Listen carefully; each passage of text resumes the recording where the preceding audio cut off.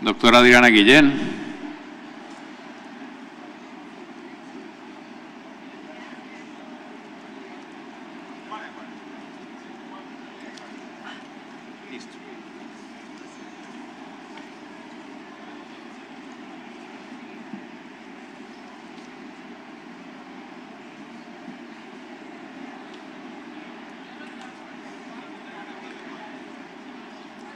Muy bien, a continuación la profesora Ascensión Elvira Perales disertará sobre el conflicto de competencias entre el Estado y las comunidades autónomas a partir de la jurisprudencia constitucional española. La profesora Ascensión Elvira es titular de Derecho Público del Estado en la Universidad Carlos III de Madrid. Licenciada en Derecho y en Ciencias Políticas de la Universidad Complutense de Madrid, es también doctora en Derecho de esta misma universidad. Sus líneas de investigación están y han estado centradas en los derechos fundamentales, la igualdad y no discriminación, control parlamentario y Unión Europea. Muy buenos días, bienvenida.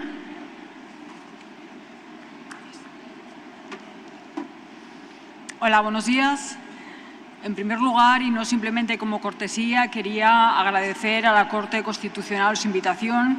y, en particular, quería agradecerle a su presidente, Gabriel Mendoza Martelo,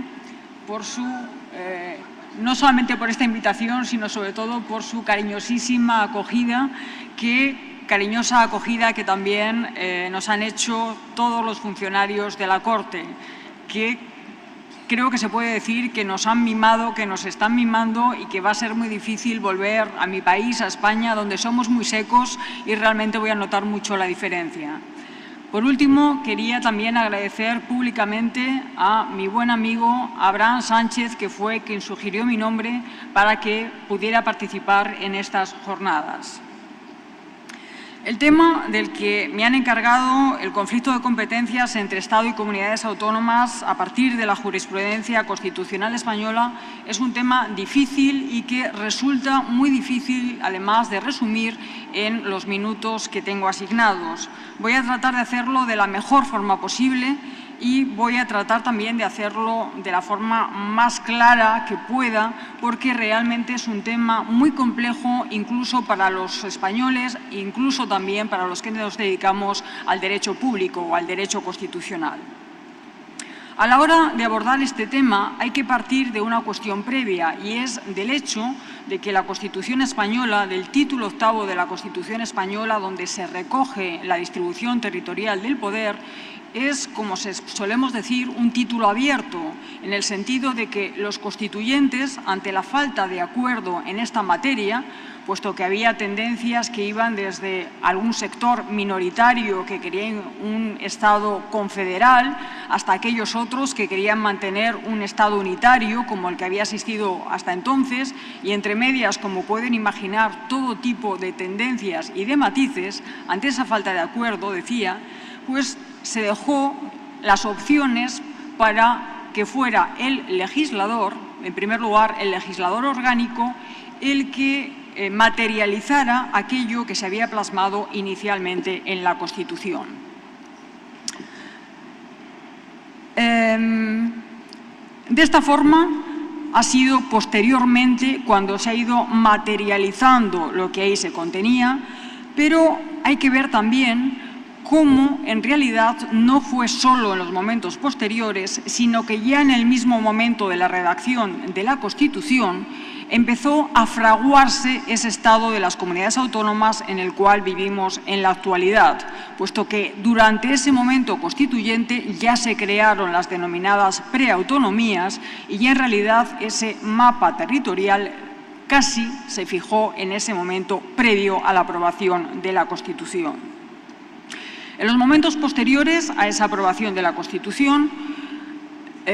hay que ver cómo, más allá del legislador orgánico o del legislador ordinario,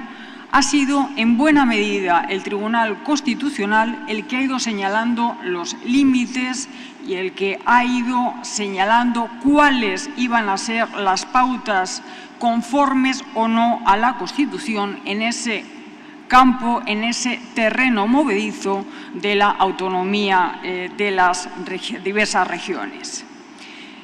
Pero antes de pasar a la obra del Tribunal Constitucional, a cuál ha sido el papel del Tribunal Constitucional, quería señalar también otro par de factores que han influido en esa evolución que se ha producido desde el momento de la aprobación de la Constitución. Y esos factores han sido, por un lado, los partidos políticos y los propios políticos, de tal forma que, dependiendo de cómo fuera la configuración de las fuerzas políticas, así se han ido desarrollando las comunidades autónomas.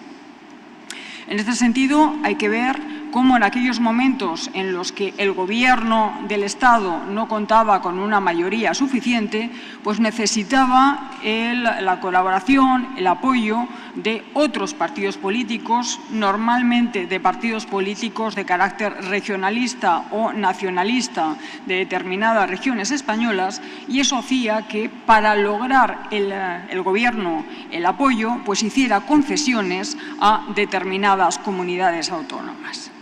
El otro factor que hay que tener en cuenta es el hecho de que, a pesar de que el Senado se define como la Cámara de Representación Territorial, en la práctica no es así. Nuestro Senado es una segunda Cámara, y una segunda Cámara que sería totalmente prescindible. De hecho, creo que se ganaría bastante, en muchos sentidos, si se suprimiera verdaderamente el Senado. Bueno, eso también daría mucho que hablar, pero no es el tema que hoy nos importa. Por lo que se refiere ya a la labor del Tribunal Constitucional, aquí lo primero que hay que tener presente es el hecho de que, como sucede habitualmente con todos los tribunales constitucionales, nuestro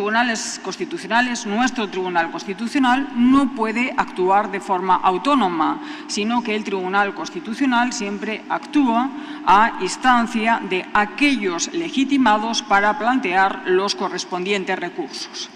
En este sentido, hay que ver cómo en esta cuestión que hoy nos interesa, la resolución de conflictos entre Estado y comunidades autónomas, en realidad tenemos varias vías para solucionar esos conflictos que puedan presentarse. La primera vía podría pensarse que es el denominado, efectivamente, conflicto positivo de competencias entre Estado y las comunidades autónomas, pero esta no es la vía más importante, de todas formas que me referiré a ella en segundo lugar.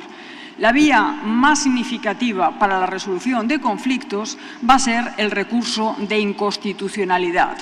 porque el recurso de inconstitucionalidad, así denominado, no solamente se va a utilizar para lo que tradicionalmente se utiliza tal recurso, sino que en aquellos supuestos en los que el conflicto entre el Estado y las comunidades autónomas proceda de normas con rango de ley, en estos casos la vía que va a haber que utilizar va a ser este recurso de inconstitucionalidad. Con respecto a este recurso de inconstitucionalidad, hay que decir que existen varios legitimados, pero no me voy a meter en ello. Lo que sí quería señalar es el hecho de que en esa posibilidad de legitimación para recurrir mediante el recurso de inconstitucionalidad, hay que ver cómo cabe, evidentemente, la posibilidad de recurso de las comunidades autónomas frente al Estado.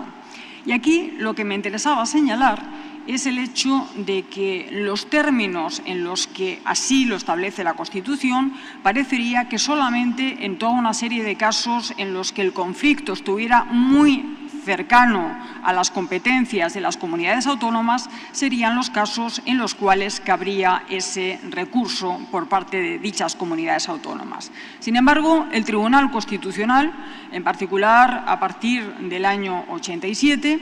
extiende sobremanera esa posibilidad de recurso de las comunidades autónomas sobre las normas estatales y prácticamente las comunidades autónomas pueden recurrir en cualquier caso, aunque no les afecte de forma directa. Bastaría y basta con que de manera indirecta pueda afectar a su ámbito de competencias para que puedan plantear este recurso de inconstitucionalidad.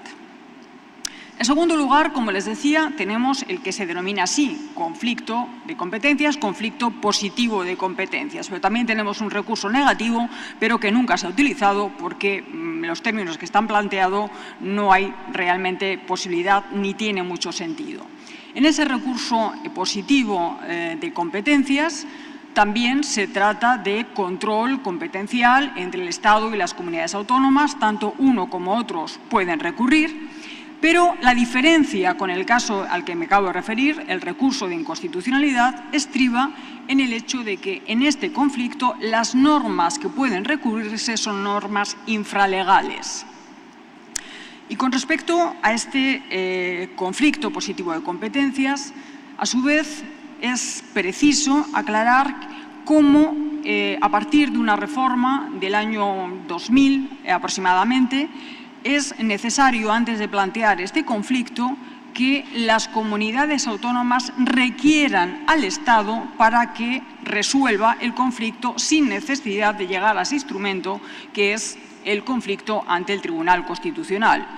Medida que se hizo, lógicamente, para evitar que llegaran la multitud de conflictos de competencias que llegaban al Tribunal Constitucional.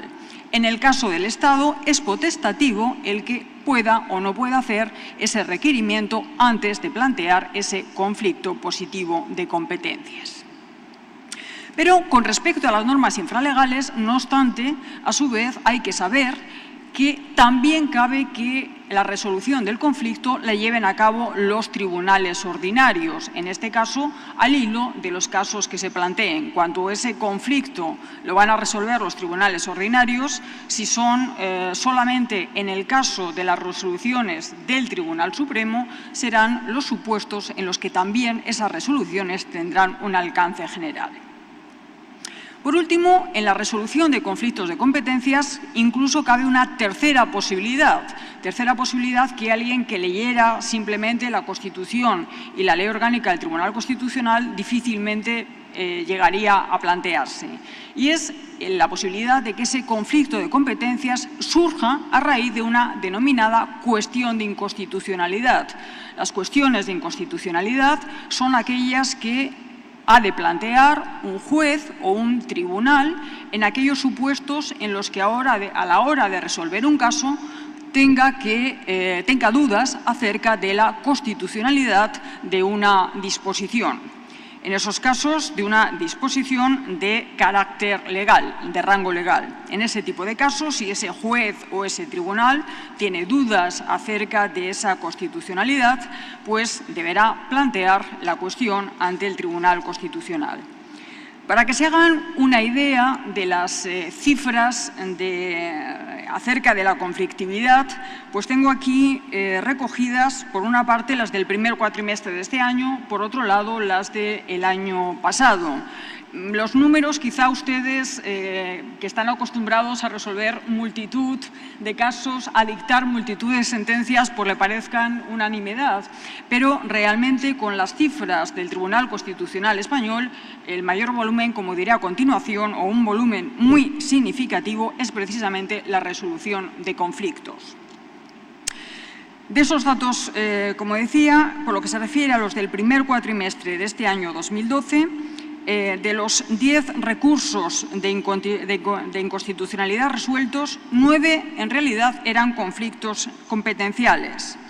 Por otro lado, se pronunciaron 11 sentencias que resolvían conflictos positivos de competencias y de las 19 cuestiones de inconstitucionalidad, 4 tenían en este caso carácter competencial. Por lo que se refiere a las cifras de 2011, de las 33 sentencias que resolvían recursos de inconstitucionalidad, 27 eran conflictos, se pronunciaron 8 sentencias sobre conflictos positivos y, por último, de las 23 sentencias que eran dictadas respondiendo a cuestiones de inconstitucionalidad, 10 de ellas eran, en realidad, conflictos de competencias. Como ven, un número muy significativo en relación con las cifras que estamos barajando. Por este motivo, en determinadas ocasiones se ha señalado ese papel que ha desempeñado el Tribunal Constitucional en torno a la marcha, a la evolución de las comunidades autónomas, y por un autor que nos es muy querido, a unos cuantos de los que estamos aquí, Manuel Aragón, pues Manuel Aragón ha hablado del Estado jurisdiccional autonómico. Por eso mismo también cabe señalar que, en realidad, el Tribunal Constitucional, en lo que se refiere a la estricta justicia constitucional, es decir, dejando al margen la resolución de los recursos de amparo que serían equivalente a su acción de tutela, dejando al margen eso, en lo que se refiere a la jurisdicción constitucional, pues también cabría decir que está más cercano a los viejos tribunales supremos de resolución de conflictos estatales que a los clásicos tribunales constitucionales conforme al modelo kelseniano. Entrando ya a cuáles han sido las decisiones del Tribunal Constitucional en torno a todo este tipo de materias, pues en primer lugar habría que ver cómo se ha pronunciado el Tribunal Constitucional en torno a los propios estatutos de autonomía que son la primera disposición de las comunidades autónomas, es decir, la disposición institucional básica de las comunidades autónomas, como viene definiéndose. Entonces, en este sentido, hay que ver primero cómo el Tribunal Constitucional ayudó a cerrar el mapa de las comunidades autónomas, porque si bien, como decía antes, este mapa se había ido forjando durante el periodo constituyente, todavía quedaban una serie de flecos. Pues bien, esos flecos en buena medida fueron cerrados por el Tribunal Constitucional. Así, estableció en sendas sentencias que, por ejemplo, 2 provincias, León y Segovia, frente a sus intentos autonomistas dentro de la autonomía, pues que tenían que quedarse dentro de la Comunidad de Castilla y León. O también, en este sentido, de cerrar esos flecos del mapa constitucional, pues hay que ver cómo fue mediante sentencia del Tribunal Constitucional que se logró que finalmente Andalucía fuera una de las comunidades autónomas que iban a tener el máximo de competencias desde el primer momento frente a el fracaso parcial que había supuesto el referéndum celebrado en esa comunidad autónoma.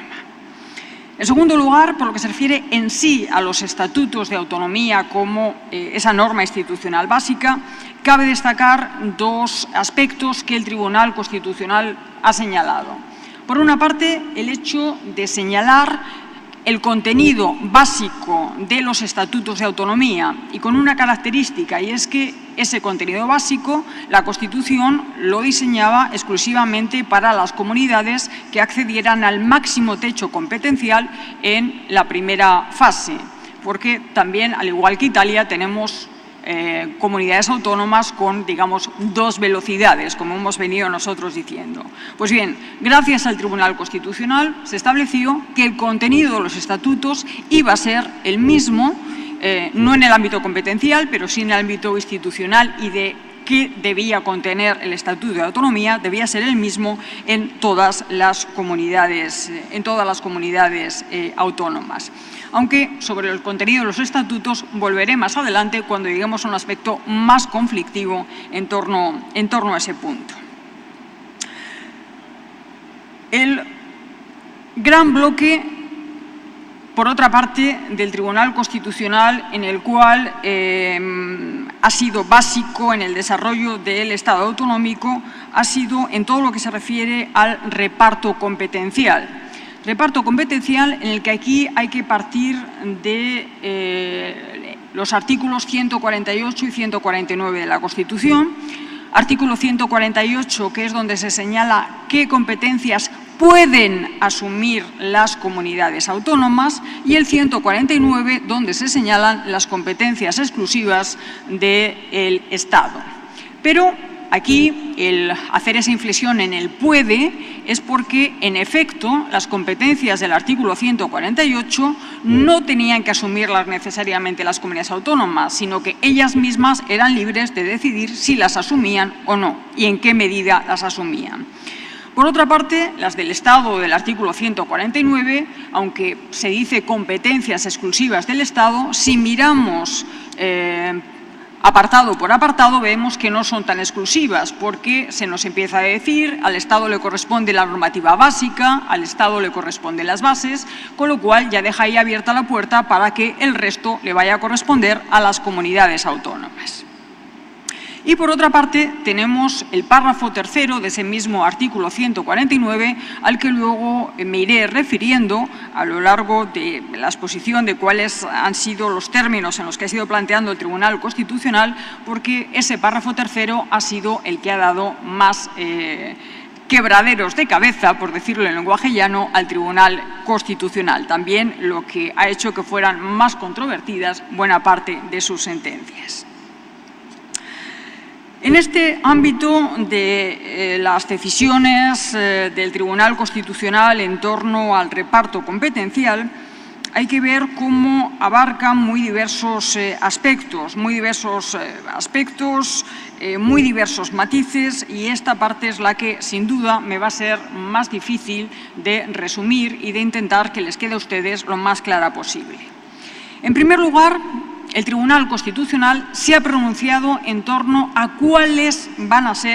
serían las vías de atribución de competencias. Porque vías de atribución de competencias había una clara, que serían los estatutos de autonomía. Pero es que más allá de los estatutos de autonomía se han planteado otras vías de atribución de competencias. Dentro de esas otras vías de atribución de competencias, la más significativa cualitativa y cuantitativamente, ha sido las denominadas leyes orgánicas de transferencia o delegación. Leyes orgánicas de transferencia y delegación que recoge la Constitución en el artículo 150, párrafo segundo, que el Tribunal Constitucional indicó que efectivamente podían servir para traspasar competencias a las comunidades autónomas. Esto que ahora posiblemente les pueda parecer algo que posiblemente incluso piensen, y bueno, ¿y por qué lo menciona? Se lo dice la Constitución. Bueno, porque la Constitución no lo dice de forma nada clara. La Constitución lo que dice es que se podrán traspasar facultades, con lo cual en esas facultades inicialmente en buena medida se pensaba que esas facultades iban a ser meramente de actos de ejecución. Pues bien, el Tribunal Constitucional avaló que no iba a ser esa la interpretación, sino que mediante este tipo de leyes iban a poderse traspasar funciones ejecutivas y también, y esto es más importante, funciones legislativas. Y esta vía se ha utilizado con bastante frecuencia y se ha utilizado también para aumentar aquellas competencias que inicialmente no habían podido recogerse en los estatutos de autonomía por prohibirlo el diseño constitucional. Ahora bien, con respecto a este tipo de disposiciones de atribución de competencias, que son las leyes orgánicas de transferencia o delegación, lo que sí que hay que tener en cuenta es que son unas normas de heteroorganización, es decir, que en definitiva están a disposición del Estado, que puede modificarlas, y por ese motivo, lógicamente, las comunidades autónomas lo que han pretendido o lo que han querido siempre es asumir esas competencias dentro de sus estatutos de autonomía, que es lo que les ofrece mayores garantías.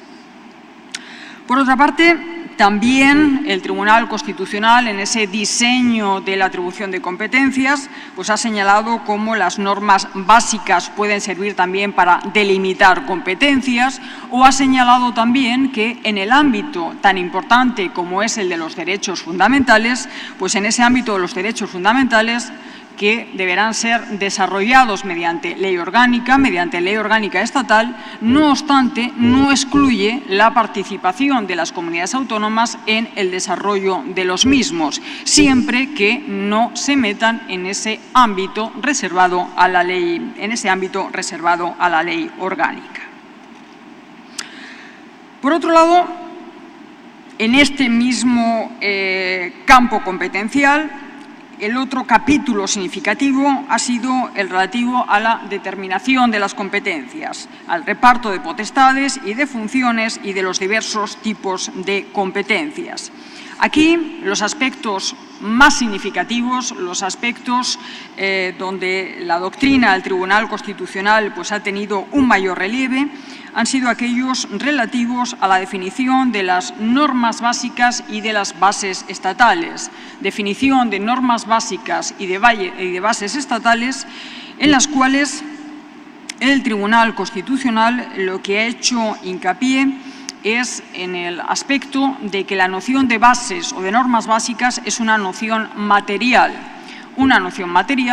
que, no obstante, y para mayor seguridad jurídica, deberá recogerse en la medida de lo posible en leyes elaboradas por las Cortes Generales. Las Cortes Generales son nuestro Parlamento.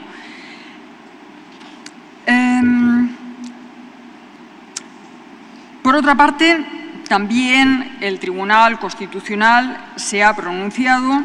en torno a las cuestiones relativas a otro tipo de competencias, como puedan ser las competencias atípicas, aquellas que pueden ser asumidas tanto por el Estado como por las comunidades autónomas, como pueda ser cultura o como pueda ser investigación o el turismo, que en este caso lo que será necesaria será la coordinación o la cooperación entre las diversas entidades. También el Tribunal Constitucional ha avalado algo que a mí me parece importante, significativo, aunque cuantitativamente se produzca en muy pocas ocasiones, y de hecho también se produce en muy pocas ocasiones precisamente por esas sentencias del Tribunal Constitucional.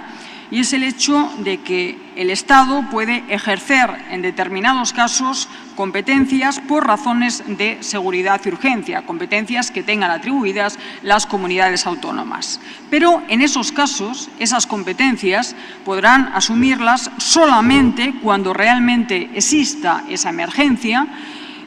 sobre la base del principio de proporcionalidad. Aquí quería referirme a dos casos en los cuales realmente se han producido estos casos y que han sido avalados positivamente por el Tribunal Constitucional. Uno, supuestos de emergencias sanitarias, y un segundo caso en relación con disposiciones de desarrollo de la Unión Europea. Aquí tienen ustedes que saber que en el caso de las disposiciones de la Unión Europea existe un deber de cumplimiento por parte de los Estados miembros y no le vale a los Estados decir que quien ha incumplido ha sido la comunidad autónoma, porque quien va a responder va a ser el Estado. Por lo tanto, para evitar esos incumplimientos, pues cabe este tipo de medida. El otro ámbito conflictivo se refería, como ya antes anunciaba, al párrafo tercero del artículo 149 de la Constitución. En ese párrafo tercero se señalan bastantes cosas, pero de él lo más significativo, por lo que aquí respecta, sería lo siguiente. Por una parte, el hecho de que en ese artículo 149.3 podría entenderse que cabe en aquellas materias que no hayan sido atribuidas expresamente al Estado,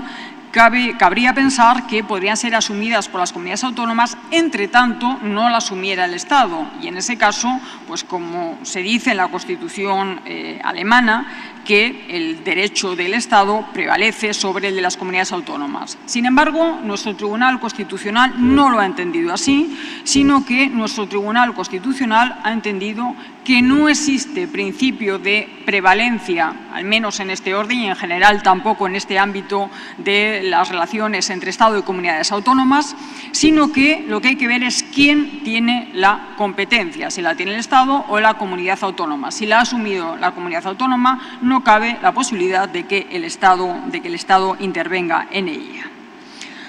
Otra materia sumamente conflictiva y que ha dado lugar a muchos escritos por parte de la doctrina académica ha sido en torno al principio de supletoriedad del derecho estatal.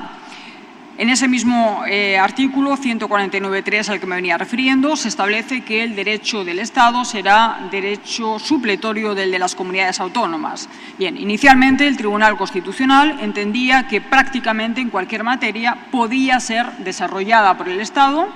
sin perjuicio de que esas materias fueran inaplicadas por el Tribunal Constitucional,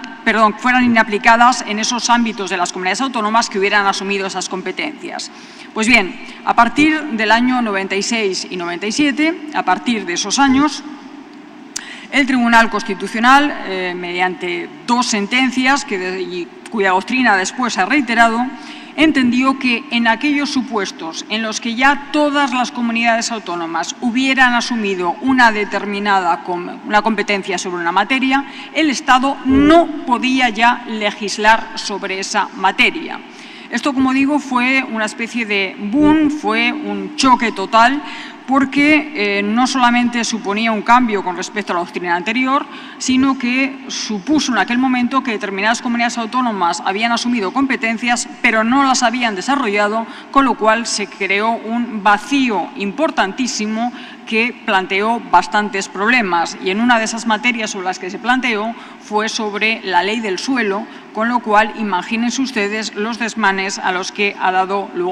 dio lugar ese vacío legal.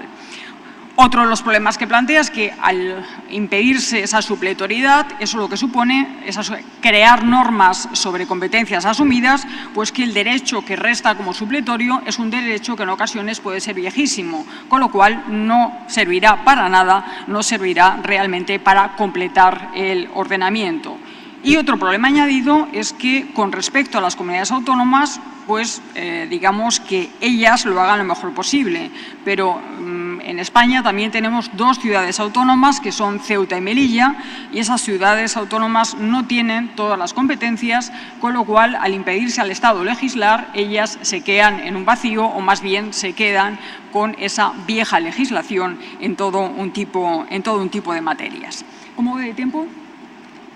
¿Cómo voy de tiempo? ¿Me queda algo? ¿Sí? Es que me he perdido de hora. Bueno, la última cuestión que voy a abordar, para no sumarles demasiados datos y no crearles dolor de cabeza, es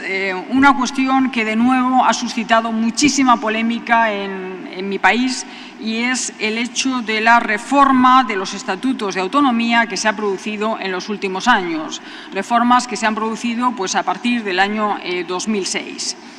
Ahí, básicamente, las mayores dudas se suscitaron, aunque desde luego daré algún matiz, las mayores dudas se suscitaron en torno a la reforma del Estatuto de Autonomía de Cataluña.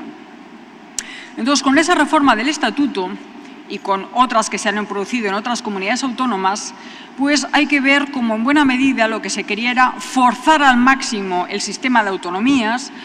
y también lo que se quería era, a través de los estatutos de autonomía, cerrar lo que el título 8º de la Constitución no cerró en su momento, y de esta forma también blindar a las comunidades autónomas frente a la legislación, el Estado, en aquellos supuestos en los que, según las comunidades autónomas, quisiera sobrepasarse en sus competencias. Pues bien, el Estatuto de Autonomía fue recurrido por toda una serie de parlamentarios en concreto del Grupo Popular, aunque creo que lo de que fueran del Grupo Popular o no es relativamente indiferente. Entonces, con este estatuto, como digo, fue recurrido y se plantearon toda una serie de problemas derivados del hecho de que el Tribunal Constitucional pues tardó 4 años en resolver el recurso. Desde la aprobación del Estatuto en el 2006, la sentencia fue de 2010, la sentencia 31 de 2010, y también con el hecho de que ese estatuto había sido refrendado por la población de la Comunidad Autónoma de Cataluña. Entonces, había sectores que consideraban que el Tribunal Constitucional no estaba legitimado para controlar una disposición que había sido avalada por la población de la comunidad. Bueno, también hubo toda una serie de problemas procesales, ya digo que fue sumamente polémico. Finalmente, en esta sentencia 31 de 2010, que también ha sido muy discutida, sobre la que se ha escrito mucho y se va a seguir escribiendo,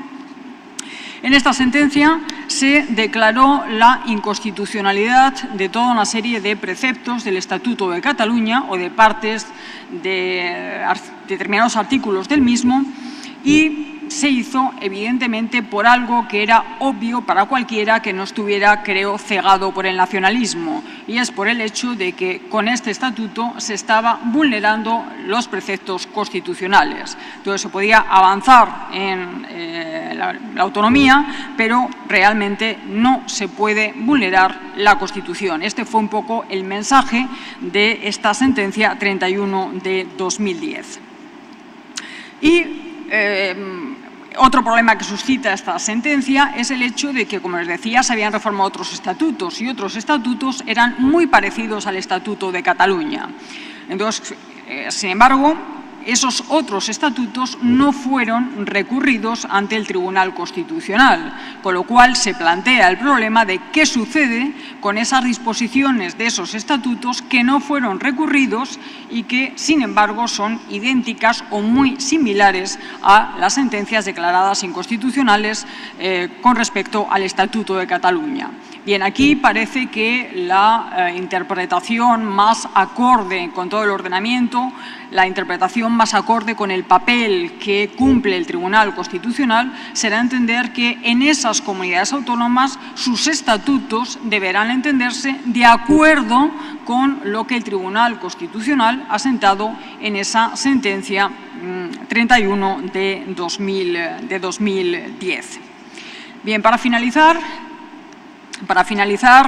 pues con respecto a mi país, la conclusión sería que lo más conveniente sería reformar la Constitución, cerrar finalmente ese mapa territorial del país, cerrar ese mapa competencial entre Estado y comunidades autónomas, aunque también les digo que es bastante difícil esa reforma constitucional porque no existe acuerdo entre las formas políticas y porque también existe el temor de que ante esa falta de acuerdo, pues que, como nosotros decimos, sea romper el melón, es decir, que se puede saber por dónde se va a empezar, pero no se sabe cuál va a ser el final y hasta dónde puede abarcar esa reforma.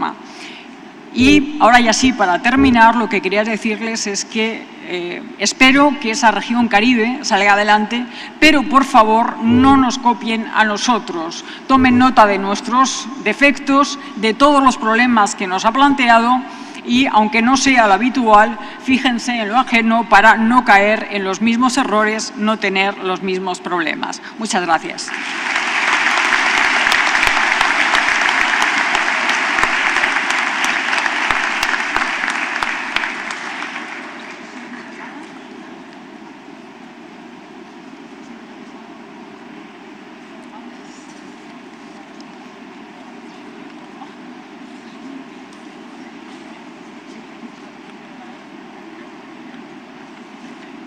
Muchas gracias a la profesora Ascensión Elvira.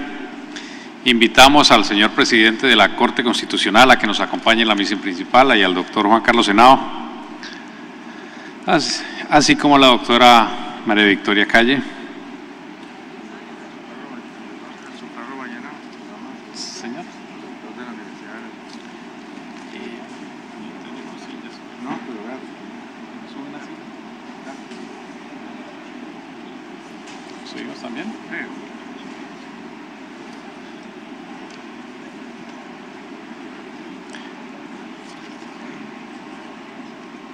El doctor Jesús Ferro, rector de la Universidad del Norte, también nos puede acompañar en la mesa principal, por favor.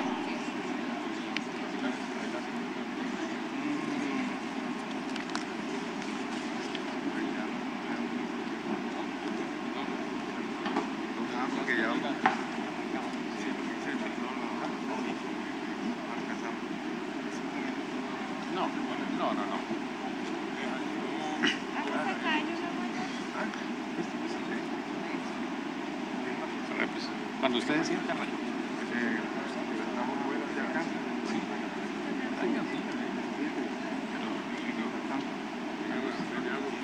Lorena,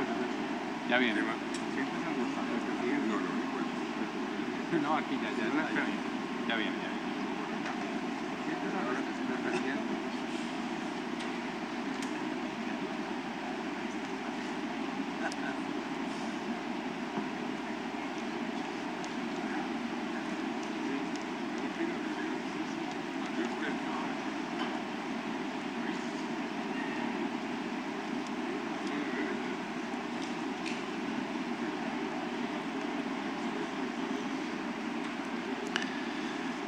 Muy bien, realizada la mirada a las regiones a las que nos ha convocado el 8º Congreso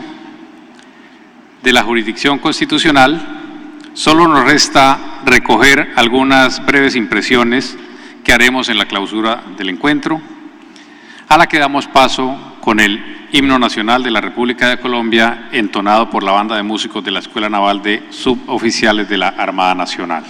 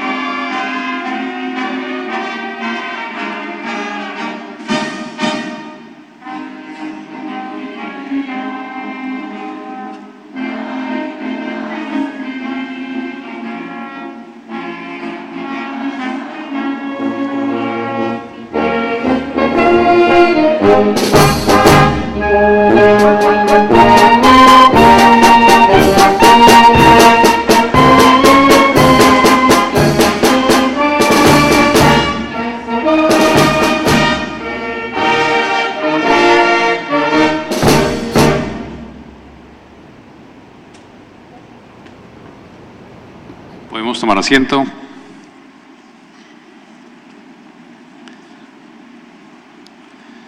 Señoras y señores, ya lo decía Borges, existen personas en nuestras vidas que nos hacen felices por la simple casualidad de haberse cruzado en nuestro camino.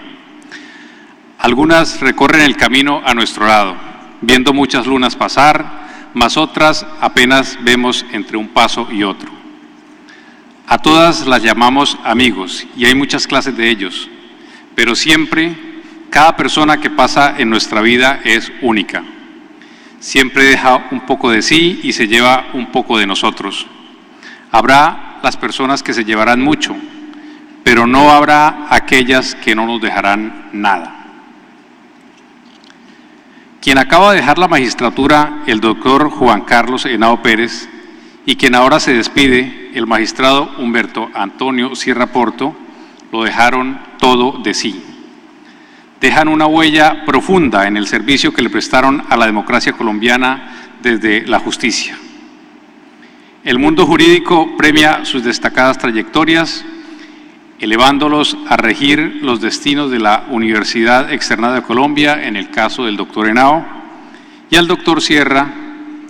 lo lleva a ocupar el cargo de juez de la Corte Interamericana de Derechos Humanos. La Corte Constitucional hoy se suma a estos reconocimientos al hacerles la entrega de una placa en señal de gratitud y admiración. Con ustedes el señor presidente de la corporación, el doctor Gabriel Eduardo Mendoza Martelo, encargado del homenaje a los magistrados que se despiden de la Corte.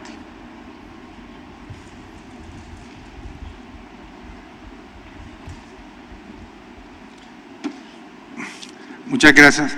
No queríamos culminar este evento sin ofrecer un reconocimiento a los dos honorables magistrados de la Corte Constitucional que en el curso de este año, por diversas circunstancias, nos abandonan para emprender nuevos derroteros en su vida profesional. Este tipo de reconocimientos podrían mirarse desde dos puntos de vista. Uno, diría yo, sin que eso excluya otras maneras de mirarlos, desde el punto de vista subjetivo y sentimental, y otro desde el punto de vista institucional. Desde una perspectiva sentimental y afectuosa, el hecho de que dos miembros de una corporación judicial que administra justicia en los términos en que lo hace la Corte Constitucional y todas las otras cortes de cierre, generan una articulación muy íntima de relaciones y de afectos. Ahí se traba un entroncamiento tan cercano entre los miembros, a veces no muy armonioso, pero sí muy cercano, que se rompe cuando el miembro de la corporación se retira. La corporación se afecta de alguna manera. Algunos pensarán de forma positiva, otros de forma negativa. Solo el tiempo indicará qué será lo que finalmente ocurra. Lo cierto es que desde el punto de vista de la amistad y de la afectuosidad, se genera la necesidad de un espacio para decirle, para desearle al compañero que se va, en este caso al doctor Juan Carlos Henao y al doctor Humberto Sierra Porto, desearle el mayor de los éxitos, augurarle lo mejor en el destino futuro que los aguarda. Desde el punto de vista institucional, se impone también el hacerles un reconocimiento a estos miembros de la corporación por el aporte que hicieron desde el punto de vista institucional con su desempeño al desarrollo de lo que es la función esencial de la Corte Constitucional, como es respetar los valores, los principios y los preceptos de la Constitución. En esa tarea, estos dos miembros de la corporación hicieron un magnífico aporte con su desempeño, con las propuestas que hicieron en el curso de su transitar por la corporación. Avanzaron o propiciaron el avance de muchísimas de las instituciones de la corporación que aún obviamente están por desarrollar en la medida en que todos sabemos, es algo que se tiene muy claro, la Constitución es apenas un propósito, un ideal que se espera alcanzar y que en esa dirección es mucho lo que hay que transitar. Y cada uno de los magistrados, cada una de las personas que hacen parte de la corporación, en la medida en que deciden cuestiones en particular o toman decisiones respecto de cómo armoniza o no una norma con la Constitución, toman decisiones, hacen propuestas que avanzan en el propósito de que la Constitución se convierta en una realidad tangible. En esta oportunidad, desde el punto de vista institucional, hay que hacerle un muy sincero reconocimiento a estos dos juristas muy destacados, muy conocidos, que al momento de separarse de la Corte Constitucional emprenden derroteros muy significativos para sus vidas en lo personal y también desde el punto de vista institucional. Uno, como ustedes saben, pasó a ser rector de la Universidad Externado de Colombia, el doctor Juan Carlos Henao, y el doctor Humberto Sierra Porto va a ocupar el cargo de magistrado de la Corte Interamericana. Esta oportunidad es para agradecerles y entregarles un pequeño reconocimiento de sus compañeros por la labor que han desempeñado y por lo que supusieron ambos en el afecto, en el corazón y en el sentimiento de sus compañeros de la Corte Constitucional. Doctor Juan Carlos Henao.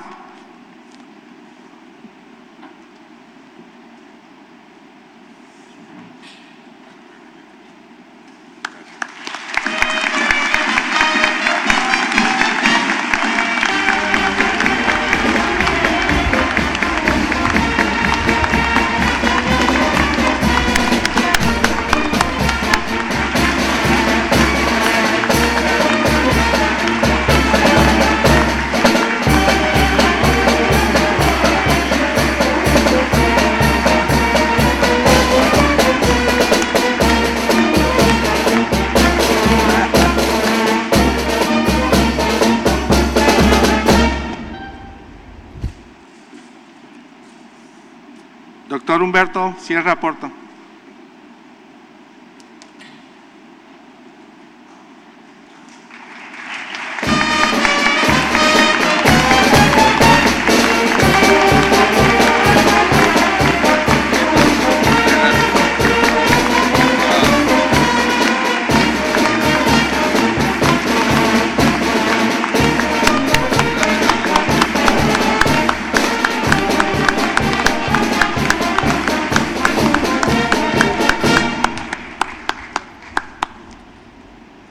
Muchísimas gracias. Continuamos con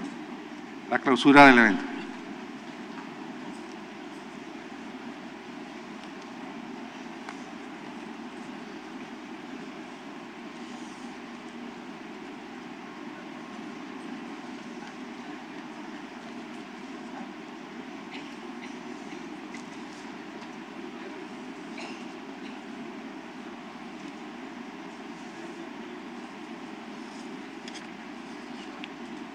Merecida ovación y reconocimiento a estos dos grandes juristas colombianos.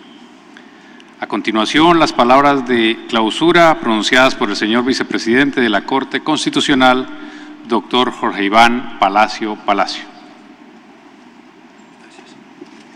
Muy buenas tardes. Un saludo a los compañeros de mesa y en especial a los dos nuevos magistrados de la Corte Constitucional, Alexei Julio y al doctor Luis Guillermo Guerrero, lo mismo que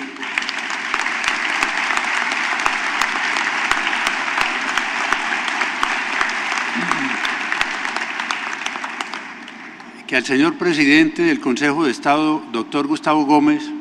y al señor rector de la Universidad del Norte, Jesús Ferro Bayona, a los conferencistas, tanto nacionales como extranjeros, a los conjueces de la Corte Constitucional, el doctor Maya Villazón, el doctor Jaime Araujo, el doctor José Roberto Herrera Vergara, a nuestra secretaria Marta Sáchica y a todos ustedes que hicieron posible este evento que hoy finaliza con lujo de detalles. La generosa y siempre cálida ciudad de Barranquilla, la Puerta de Oro de Colombia, la arenosa Curramba la Bella, ha sido el escenario perfecto para que la Corte Constitucional de Colombia y sus invitados especiales hayan hecho presencia en la región con el 8º conversatorio de la jurisdicción constitucional. El filósofo Jesús Ferro Bayona nos recuerda que el modo de ser costeño es fruto de una rebeldía local nacida de la tierra olvidada, no tanto la costanera, sino más bien la riberana, de los ancestrales ríos Magdalena, Cesar, San Jorge, Cauca y Sinú, signo geográfico que determina la denominación común de esta región. Muestran los historiadores que el documento más antiguo sobre Barranquilla es del español Gonzalo Fernández de Oviedo, quien en el año de 1533 acompañó a Pedro de Heredia en su camino por tierra adentro, nombre de lo que hoy conocemos como el Departamento del Atlántico. Se recuerda que la tropa de Heredia pasó por el pueblo de indios de Galapa y descendió hacia el Río Grande, donde se alojó una noche en un atracadero de canoas, un caserío a orillas de la Ciénaga y del río Barrancas de San Nicolás, lugar de encuentro de mercaderes que en siglos posteriores se transformaría en centro del comercio y se proyectaría como cruce inexcusable de vía en contacto con el mundo. La ciudad vive desde tiempos remotos un auge de manifestaciones culturales de diversa índole que parten del reconocimiento del carnaval como obra maestra del patrimonio oral e intangible de la humanidad y alcanza una de sus expresiones más significativas en la figura de sus hijos ilustres o residentes como Álvaro Cepeda Zamudio o el propio Gabriel García Márquez en el legendario Grupo de Barranquilla y su memorable cueva, donde un grupo de inquietos interesados en la literatura y el periodismo nunca dejó de lado la historia de la ciudad. Desde el marco institucional,